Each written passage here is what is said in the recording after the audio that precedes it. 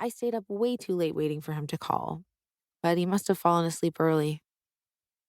All right, here we go. Time to stop zoning out and talking to myself like a freak. I grab my hoodie off the back of my desk chair and wrap it securely around my waist over my leotard. Straightening my spine, I perfect my posture, arranging my face in a placid expression fit for public consumption. Wouldn't want to scare anyone faint of heart with my natural resting bitch face. Taking a final deep breath, I step out of the warmth of my room into the cool, hushed hallway. The rubber soles of my knitted boots squeak against the sparkling floor. I squint my eyes almost shut, the rising sun peeking out from the towering crop of evergreens behind the dorms is way too bright through the empty hall's floor-to-ceiling windows. A door clicks open behind me, and I quickly rummage around in my dance bag for my headphones. Tchaikovsky drifts gently into my ears, and I focus on mentally running through today's choreo.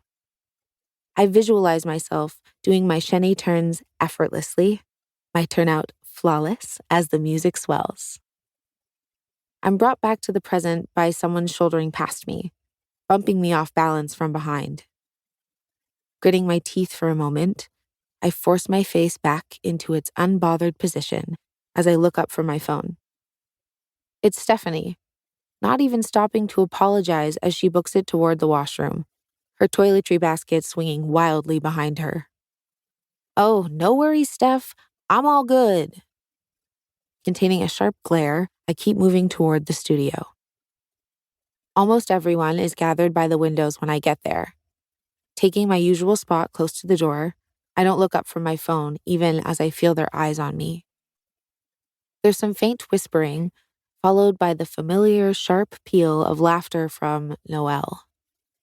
It always reminds me of the sound a cat would make if someone mistakenly stepped on its tail.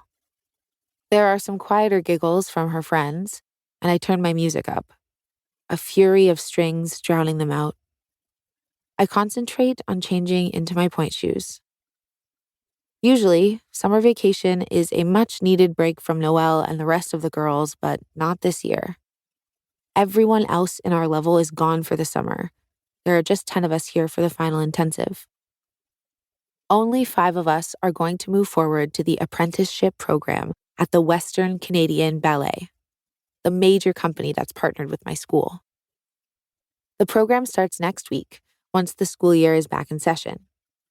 We've been in the studio all of August. Today's our very last day. I'm trying not to freak out about it too much, but this is the biggest opportunity I've had since Neil and I placed in the Youth American Grand Prix. But that was almost exactly 3 years ago, basically a lifetime in ballet.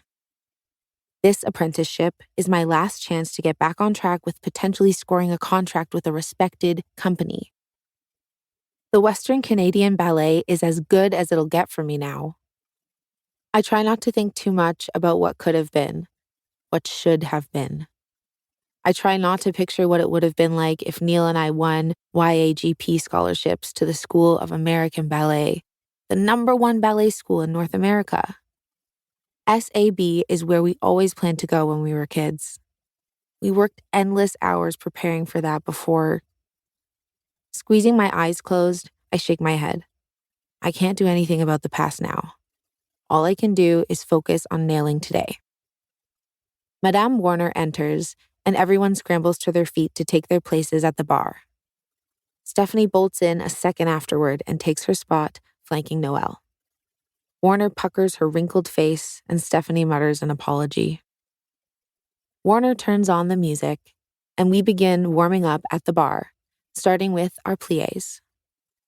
I settle into my usual rhythm, studying my form carefully in the mirror as I move through the positions, bending my knees so they're exactly over my toes. Warner's voice slowly transforms into the voice of my first dance teacher, Madame Dmitriev. That always happens when I'm in the zone, her deep, throaty voice keeping me in perfect time, yelling out the 8 count in Russian. Close to the end of class, I feel eyes on me again, and I realize Warner has paused right in front of me, which